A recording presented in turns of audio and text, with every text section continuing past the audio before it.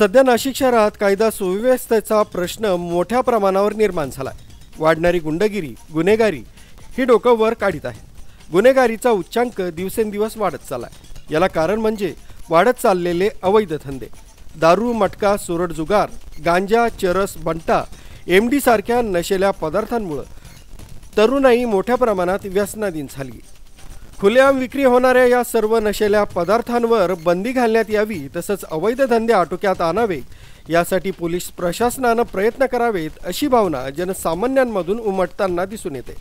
या नशेंमुळे अनेक कुटुंब उद्ध्वस्त होत आहेत। नाशिक रोड भागात तर नाशिक रोड पोलीस ठाण्याच्या हाकेच्या अंतरावर सर्रासपणे बिटको पॉइंट जवळील आरके ग्रेट हाऊस तसंच लॉजिंगवर पाहायला मिळाला।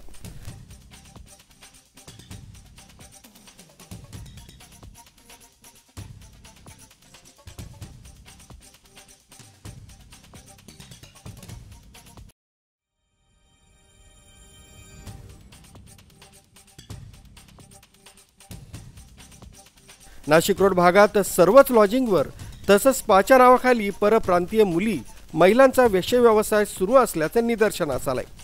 विशेष म्हणजे विनापरवाना कुठल्याही प्रकारची ग्राहकांकडून आयडेंटिटी न घेता, नोंद न करता सर्रासपणे प्रवेश दिला जातोय असं निदर्शनास आलं असून यावर शहर पोलीस आयुक्त, नाशिक रोड पोलीस ठाण्यातील नवीन प्रभारी अधिकारी आणि कर्मचारी हे काय पावलं उचलतात आणि काय कारवाई करतात याकडे आता संपूर्ण नाशिक रोड शहराचं लक्ष लागलंय।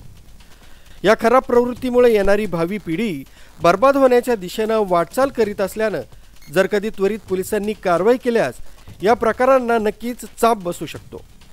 अन्यथा कुणाच्या आशीर्वादानं धंदा है पर गंदा है ये या गाण्याच्या वाक्याप्रमाणे म्हणण्याची वेळ नागरिकांवर येऊ नये। या अशा अवैध धंद्यांना कोणाचा आसरा आहे हा न समजण्यापलीकडचाच विषय, परंतु याचं उत्तर मात्र सर्वस्वी पोलीस प्रशासनच अथवा वसुली कलेक्टरच देऊ शकतो। मुख्य संचालक रवींद्र जाधव, लोकराज्य न्यूज, नाशिक रोड।